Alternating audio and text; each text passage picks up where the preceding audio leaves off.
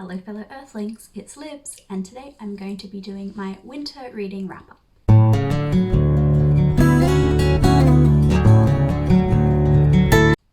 So I've read about 12 books this winter, which I'm pretty happy with. I haven't gone crazy, but also, managed to keep my reading habits relatively consistent, so that's good. I'm trying to think if there's like a pattern to the books I've been reading recently, and I don't really think so. I took part in 2 readathons, the Make Your Myth Taker readathon and then the Reading Rush. So that has kind of been what's mainly dictated the books I read. Normally when I do a readathon, I don't tend to read many books after just because I feel a little bit burnt out. But I've got a few coming up soon, which will be exciting, and I'm looking forward to coming up with my reading lists for those. So I'm not sure if I'll do these in a particular order. I'll try and do them in the order that I read them in, but it depends. We'll see how that goes. So the first book I read in winter was The Ocean at the End of the Lane by Neil Gaiman. I'd heard so many things about this book that were positive, but I didn't really like it. It was okay. Oh, I feel bad saying that. I feel like it's a sin of booktube to not love a Neil Gaiman book. It was fine. This book was fine. It just wasn't for me. What is it even about? It's about a man who goes to a funeral and then he goes back to this lake next to where he grew up, and he starts reminiscing about this particular time in his childhood. There's a lot of metaphor going on, which is good. I like a good metaphor, but I don't love when I feel like the metaphor is running at me with a chainsaw covered in, shining lights telling me exactly what the metaphor is and what it represents. It was a bit much. I get why some people like this book, but it really was not for me. The next book I read was Josephine's Garden by Stephanie Parkin. This was another book that was just fine, but I didn't really like it. It's kind of about Empress Josephine and the creation of her garden at Malmaison, but it's got a lot of perspectives for a book that really didn't need you follow 5 characters, and you don't need to follow 5 characters for this story. You really don't. One of them, I really don't know why we had to follow that dude's perspective, because he's just a bit of a jerk. And other than, hearing about an affair through him, that's all you really get from his perspective. It's pretty pointless. It was a bit weird. There were a lot of moments where I think for like the first 2/3 of the book, at least once a chapter, I'd read like a sentence that would make me visibly go, ugh, why? Just at the way certain things were phrased, particularly when it came to, like sexy things. I just don't know why some of it was phrased the way it was phrased, because it was very just uncomfortable. So I can't really recommend this book. The next book I read was Paris Savages by Katherine Johnson. I really liked this book. I gave it 4 stars. I enjoyed it. I've talked about this quite a lot on my channel, so I don't really think I have anything else to say about this book. I put it in my top 5 of the year so far video, so you can check that out if you want to know a bit more about this book. It was very sad. I feel like that's the best I can say about it. It's a bit about, human zoos in the 1800s and how not good they were.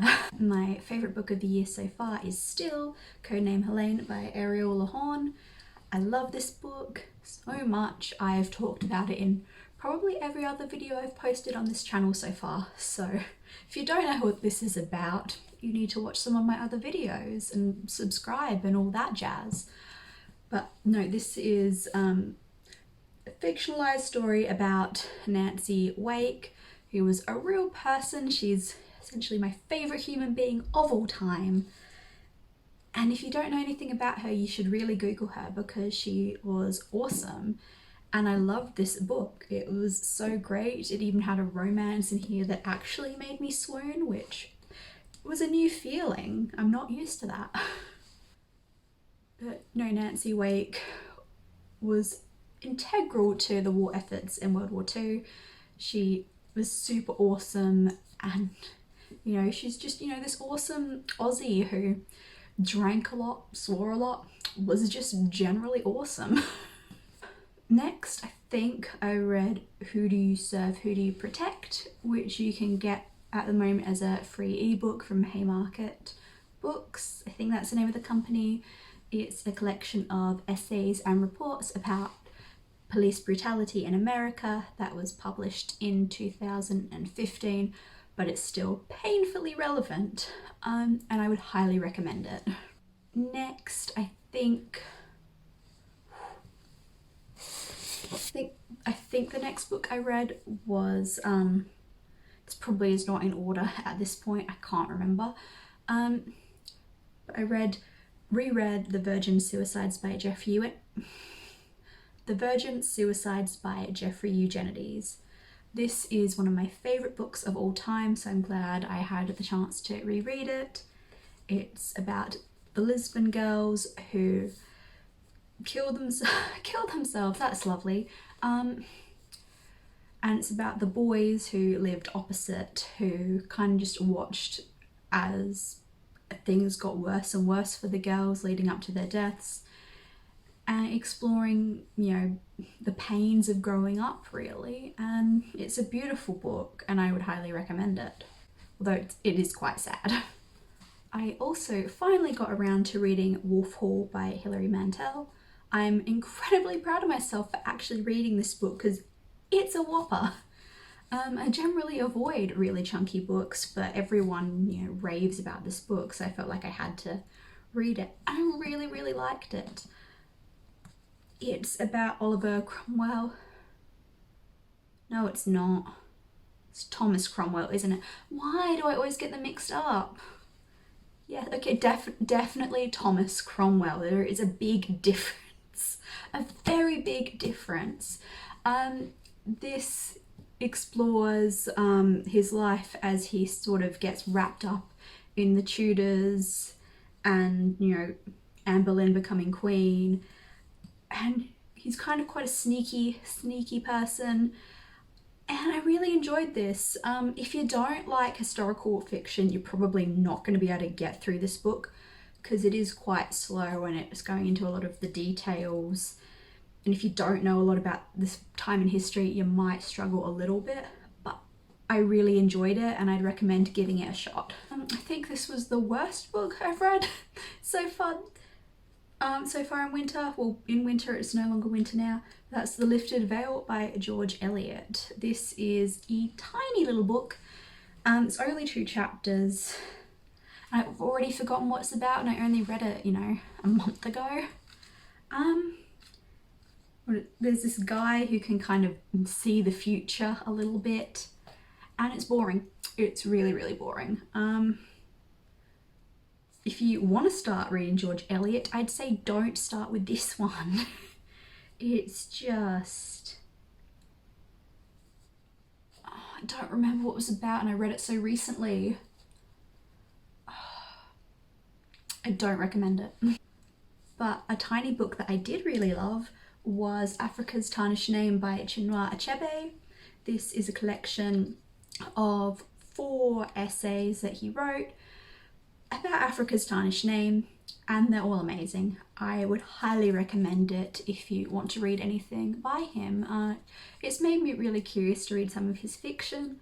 I just wish some of my local bookshops had his fiction. That would make it a bit easier at the moment. But no, I would highly recommend this. I really loved it. 5 Little Pigs by Agatha Christie. It has been years since I read an Agatha Christie. The last one I read was The Clocks, which is notoriously not a great one.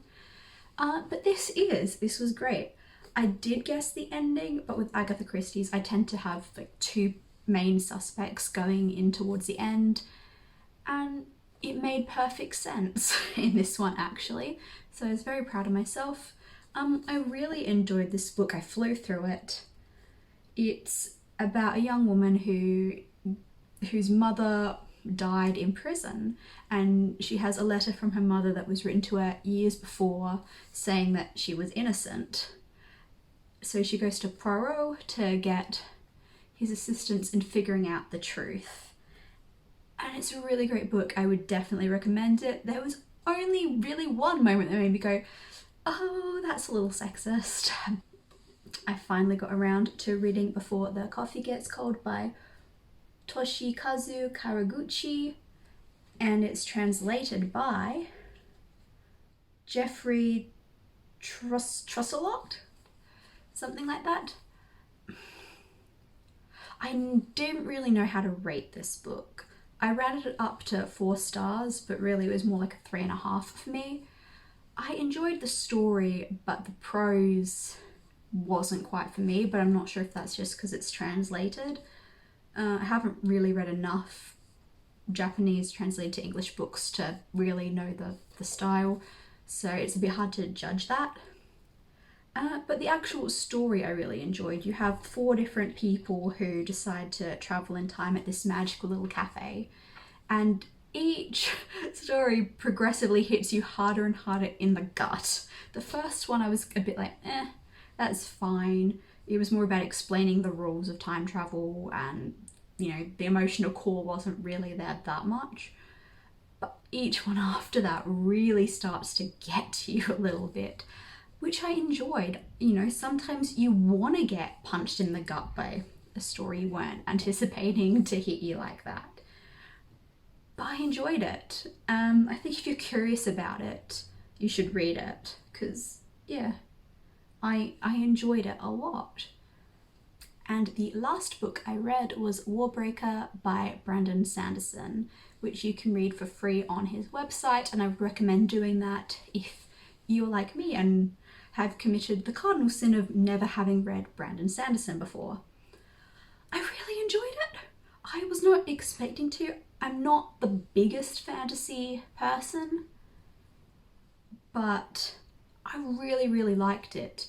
I thought the story's going to go in one way, but it went a different way. I don't even know how to summarize it.